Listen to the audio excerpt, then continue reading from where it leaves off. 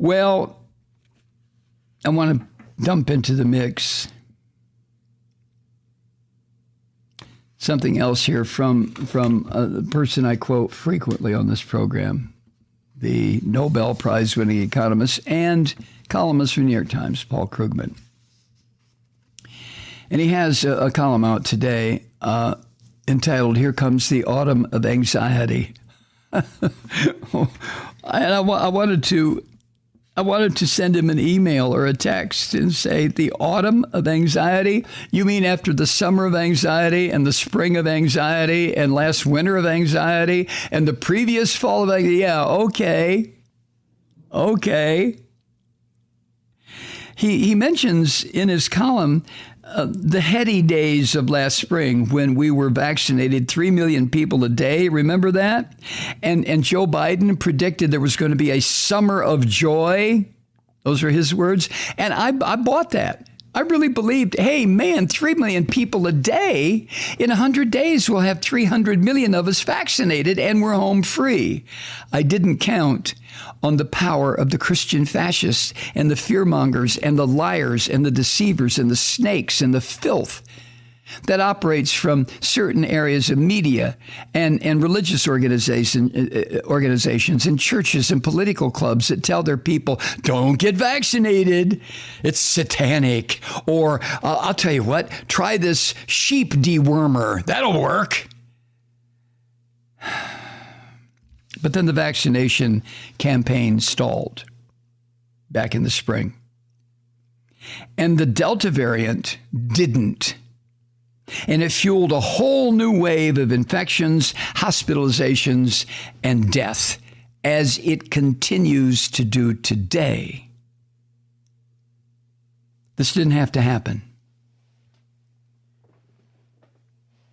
As Krugman points out, it's very true that Delta's contagiousness has led to rising caseloads almost everywhere. But this country, we have pulled away from other advanced countries in hospitalizations and deaths. Their rates are going down. Ours are going up. And there's no mystery about why this happened. It's political. Once again, public health. It's political. Now, Krugman says, true, there are many Americans refusing to take the vaccines for non-political reasons. There's a general distrust of authority figures. Well, after Donald Trump and George W. Bush, I would hope to shout there would be distrust. And Richard Nixon and these Republican filth. And there's also the distorted word of mouth. You know, a friend of a friend heard about someone who had a bad reaction, yada, yada, yada, yada, yada. But this systematic refusal to get vaccinated, the systematic refusal to the point of assaulting people to wear a mask, is totally tied to the unique way that common sense public health measures in this country have been turned into another weapon in this so-called ongoing culture war, ginned up, caused by, started by the Christian fascists. And according to a recent NBC poll cited here by Krugman, 91% of Biden voters have been vaccinated, but only 50% of Trump voters. That speaks volumes to me. Not speaks, it shouts, screams, shrieks volumes to me about the ignorance, the stupidity of Trump voters. Look at the death tolls. Blue states look more like Canada or Germany, where it concerns death rates, which means they're down, than looking like Florida or Texas, where the death rates are skyrocketing, especially among children. I'm telling you, you don't need me to tell you this, but I'm telling you anyway, the Christian fascists want dead children. They want it. Why? I have no idea. But they display this want in the laws they pass in their states. Is that not just completely obvious? And aside from, killing people, this politically driven resurgence of COVID-19 in the form of the Delta variant is taking an economic toll also. Krugman says the August jobs report wasn't terrible. The recovery hasn't stalled, but it was disappointing. Yeah, okay. And while there was, as always, some dispute about exactly what the numbers are telling us, the best bet is that the resurgent virus was the biggest factor in the disappointment because people cut back on traveling or going out to dinner or spending money at a concert venue or a museum exhibition. A lot of people took a look at this incredible surge of the Delta variant and said, I'm just not going to go there. You know who's among that group? Me. You're damn right. Our family went to the Atlanta Botanical Gardens the other night. A friend of ours was going to be playing there, but it was outside.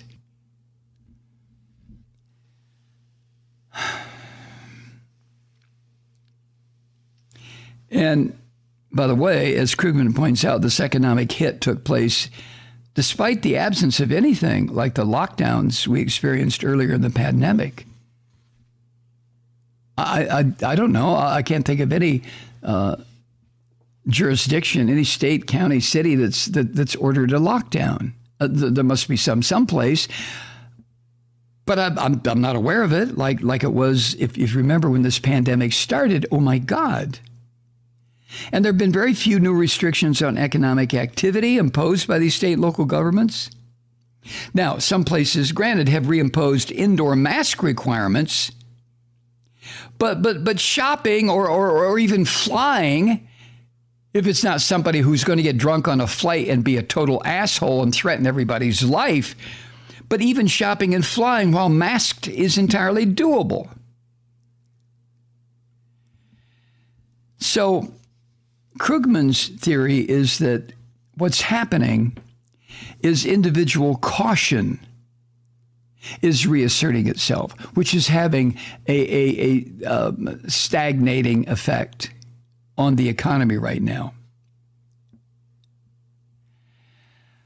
He says the economic hit isn't looking nearly as bad as what we experienced in earlier waves of the pandemic, and that's the good news. The bad news is that in those previous waves of economic stagnation, America did a surprisingly good job of stepping up to help those suffering from the economic fallout. And this time, we're not.